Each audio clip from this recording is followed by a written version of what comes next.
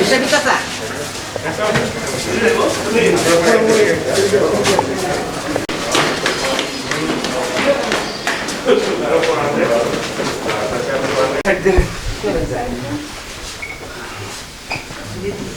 শুনেন না কেন 1 লাখ লাগে না বাথরুমে যান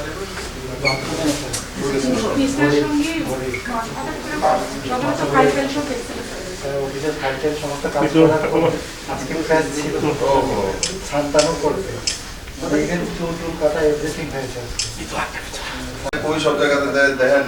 ত্রিপুরা কেমনে জিবি হসপিটাল চেঞ্জ হয়েছে আমার সিনিয়র মিনিস্টার জিবি হসপিটাল চিকিৎসা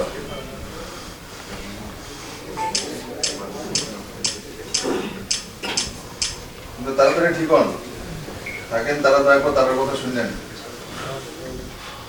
ফাইলের কথা আমিও চিন্তা করি আমি ভাবতে আসলাম যে ফাইলে কি করি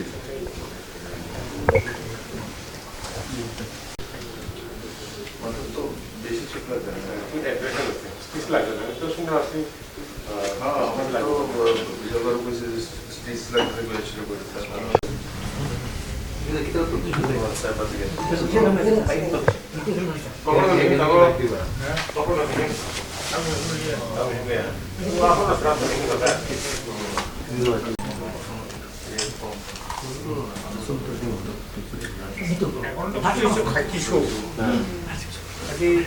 একটু রেসপন্স তো একটু ভালো হলে ভালো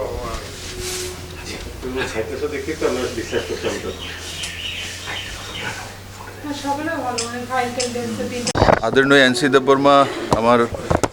ক্যাবিনেটের সিনিয়র মন্ত্রী উনি কিছুদিন যাবত অসুস্থ ছিলেন মাঝখানে ভালো হয়ে জিবি হসপিটাল চিকিৎসা হওয়ার পর সুস্থ হয়ে বাড়িতে চলে গিয়েছিলেন আজকে ফাইলপত্র যেটা করছিলেন করার সময় হঠাৎ করে একটু যেটাকে বলে একটা হ্যাঁ বার্থডে বের কিছু একটা হয়েছে তো মাটিতে পড়ে গিয়েছিলেন তো খানিকটা চোট পেয়েছে মাথাতে কিন্তু ঠিক আছে কোনো অপারেশন দরকার হয়নি বা স্টিচের দরকার হয়নি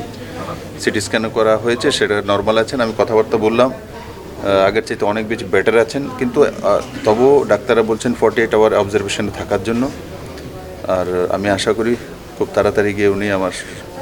মন্ত্রণালয়ে বসে কাজ শুরু করে দেবেন ফাইল তো করেছে আজকে বললো 12টা ফাইল করে নিয়েছে তো খুব তাড়াতাড়ি রিকভারি হোক সেটা আমি চাই